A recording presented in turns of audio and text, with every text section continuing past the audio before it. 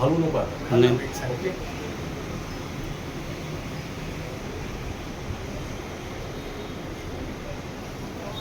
बोलू का आता? हो ओके.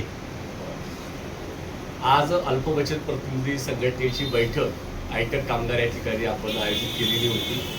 अल्पबचत प्रतिनिधी म्हणजे पतसंस्था, कोऑपरेटिव्ह बँक यासाठी दररोज सकाळपासून रात्रीपर्यंत 50 रुपयापासून 5 रुपयापासून तर हजारो रुपयापर्यंत जमा करणारे जे अल्पबचत जमा करतात त्यांचा हा मीटिंग या ठिकाणी आज संपन्न झाली. अल्पबचत प्रतिनिधी हे आहे सहकारी चळवळीमध्ये सहकारी पतसंस्था आणि सहकारी बँक यांच्यातला महत्त्वाचा दुवा ते आहेत. कर्ज वसुली 100% 100% करून देण्यामध्ये त्यांचा महत्त्वाचा वाटा आहे.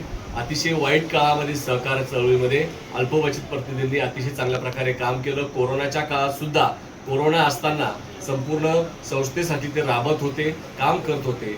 यांना जो मिळणारा मोबदला आहे अल्पबचत प्रतिनिधींना तो येत्या बहुसंख्य संस्थांमध्ये 3%, 3.5% होता. परंतु आता महाराष्ट्राच्या सहकार विभागाने परिपत्रक काढून अल्पबचत प्रतिनिधींना फक्त 2.5% कमिशन द्यावं अशा प्रकारचा निर्णय घेण्यात आलेला आहे. त्या निर्णयाचा आम्ही निषेध व्यक्त करतो. कारण 2.5%मध्ये 2.5%मध्ये कलेक्शन करणं, अल्पबचत प्रतिनिधीचं काम करणं, त्याच्यावरती घर चालवणं, मुलांचं शिक्षण करणं हे शक्य होणं नाही.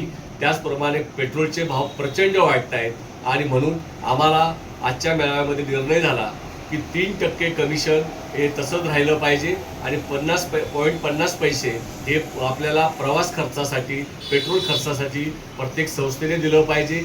ही मागणी आज करण्यात आली. आयुक्तांनी जे पत्र काढले ते पत्र मागे घ्यावं आणि त्याच्यामध्ये सुधारणा करून